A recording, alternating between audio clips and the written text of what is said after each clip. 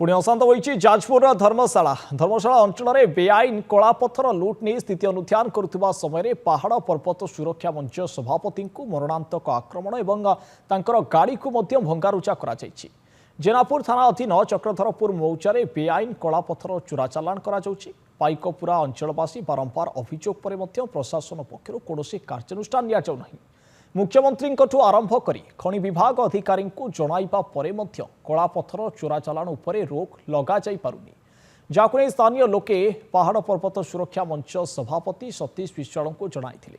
इने सतीश विश्वाल एवं ग्रामवासी पहाड़ को जाई स्थिति परखिबा समय किछि व्यक्ति आसी गाली गुलज करने सहित तांको मरणांतक आक्रमण करथिले। या सहित गाड़ी को भंगारुजा करथिले। एही आक्रमण रे किछि लोके आहत मध्य होइछन्ति। एने जेनापुर थाना लिखित अभियोग पर पुलिस घटनार तदंत करुछि। जो माने एही घटना संपृक्त अछन्ति सेमानक विरोध में दृढ़ कार्यानुष्ठान पई दाबी होइछि।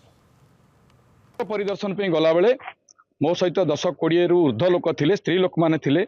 मो मुख्यमंत्री कानकू एवं सरकार कानकू जिलापाल एसपी थाना कानकू नेबी न्याय मिलिबो। एही समय भितर प्राय 20 रु सशस्त्र लोक ठेंगा बाड़ी लोहा रड देखई अति अतर्कित भाव में मते एवं मो सांगे थिबा लोकंकु आक्रमण कले।